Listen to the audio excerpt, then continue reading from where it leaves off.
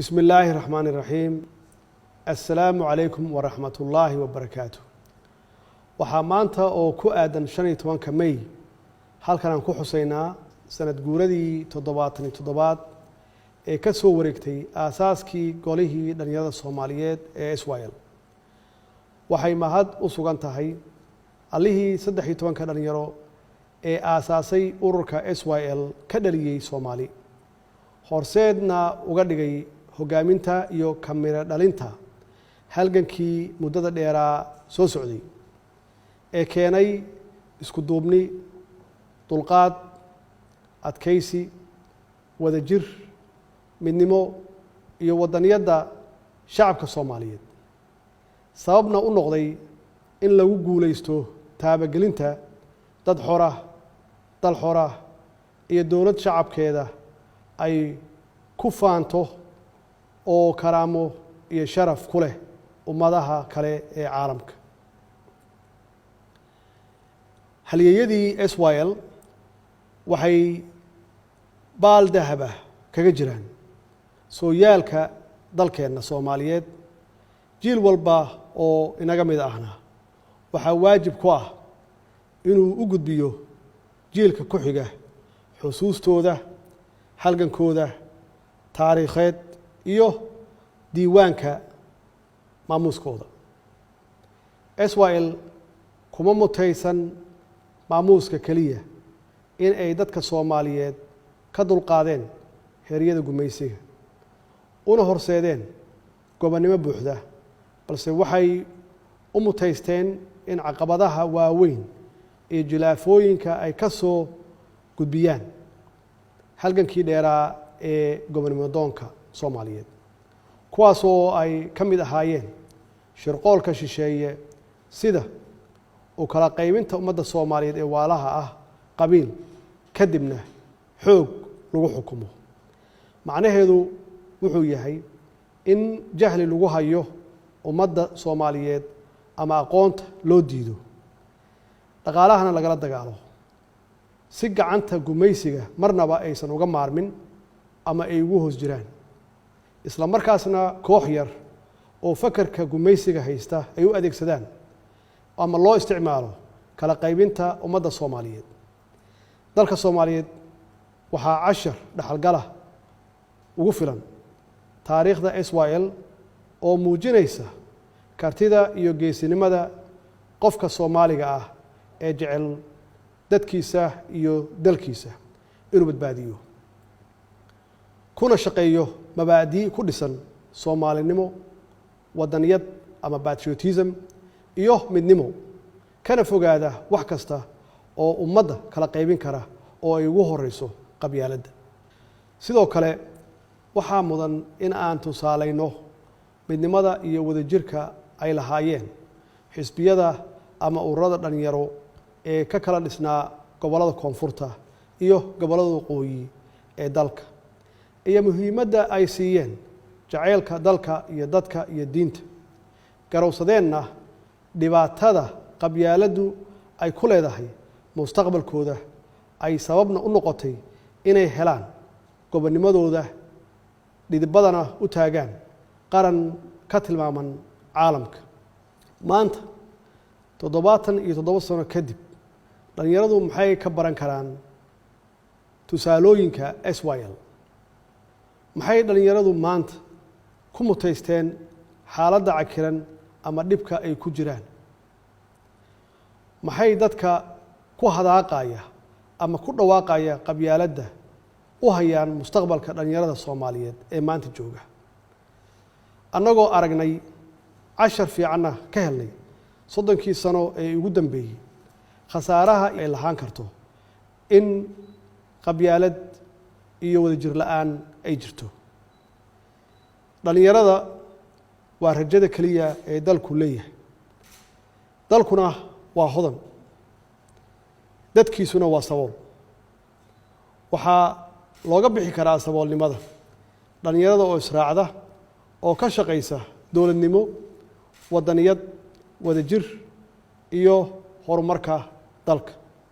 dadka waxa looga baahan yahay dulqaad dawladduna waxa ay ku hogaaminaysaa rabitaanka shacabka oo ku dhisan dimuqraadiyad iyo doorasho xalaal ah sida dalalka hore u maray. dowladdu waxaa ka go'an in tallaabadaas ay horey u qaaddo sida aan uga shaqeynay dowlad wanaag, waxqabad, wada shaqayn iyo ammaanada ummadda in aan loo isticmaalin dana gaar ah. maanta waxay ahayd inaan dabaaldegyo waaweyn ku maamusno taariikhdeenna dahabiga ah, balse duruufaha uu sababay cudurka safmarka ah ee COVID-19 ayaa naga hakiyey. dhalinyarada Soomaaliyeed maanta iyagaa hormood u ah dadaalka xooggan ee dalka looga samata bixinayo cudurkan COVID-19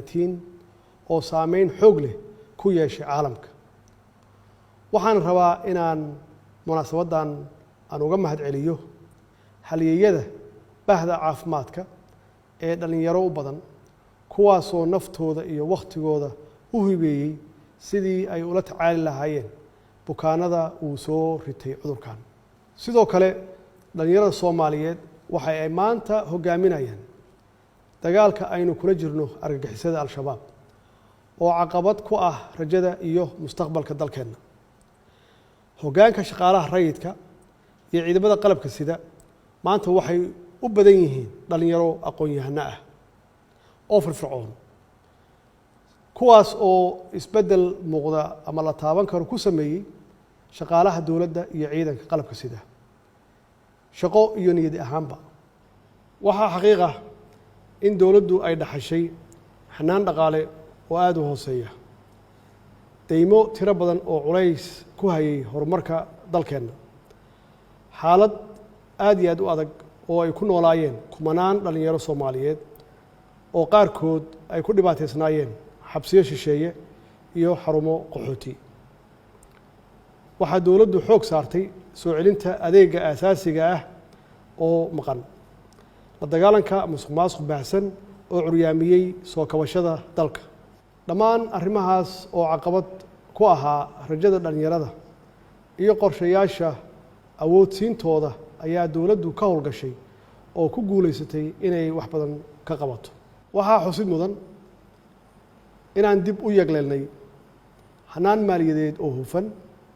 daahfuran, kana caagan musuqmaasuqii baahsanaa ee jiray, kaasoo sababay inuu kor u kaco dakhligii dalka iyo kalsoonidii caalamka ay ku qabeen hanaanka maaliyadeenna. muddadii 3 sano ahayd ee lasoo dhaafay waxaan ku guulaysanay inaan ka soo baxno dhammaan shuruudihii hortaagnaa dalkeenna oo aanu jabinay darbigii cunaqabateynka dhaqaale eena saarnaa muddo 30 sano ah. si dalkeenna looga dulqaado deemankii faraha badnaa, taasoo ififaalo wanaagsan u ah mustaqbalka dhalinyarada dalkeenna, maadaama ay horseedayso kobaca maalgashiga iyo fursadaha shaqo. sidoo kale dowladdu waxay ku guulaysatay inay dalka ku soo celiso boqolaalo dhalinyaro ah oo ku dhibaataysnaa xabsiyada shisheeye, iyagoo maanta si sharaf iyo karaamo leh ugu nool dalkooda. dowladda federaalka Soomaaliya waxaa u degsan qorshe 5 sannadooda oo tilmaamaya meeshii aan shalay ka nimid, heerka maanta aan marayno ama aan joogno, higsigeenna biri iyo himilada aan doonayno inaan gaarsiino shacabka iyo dowladnimada Soomaaliya. waxaa hubaala dhalinyarada Soomaaliyeed meel kasta oo ay joogaan inay farxad gelinayso guulaha taariikhiga ah ee aan ka gaarnay qorshayaashii dib u habeynta hay-adaha amniga, joogteynta xaqsiinta shaqaalaha dowladda, kobcinta dhaqaalaha, awoodsiinta dhanka siyaasadeed ee dhalinyarada, dib u habeynta hay-adaha garsoorka iyo cadaaladda, dhiirigelinta maalgashiga iyo soo celinta maqaamka siyaasadda arrimaha dibadda ee maanta ku tilmaaman inay tahay mid ka turjumaysa rabitaanka iyo aragtida shacabka Soomaaliyeed. dardaarankayga dhalinyaro wuxuu yahay oo aan rabaa inaad fahamtaan muhiimadda ay leedahay ilaalinta danta guud oo loo baahan yahay in la wada ilaashado sida qaranka iyo dowladnimada. waxqabadka dowladnimadu waa hanti dhaxal noo wada ah kulligeen oo dalkoo dhan uu leeyahay. ilaahay waxaan ka baryaynaa inuu naxariistiisii janno siiyo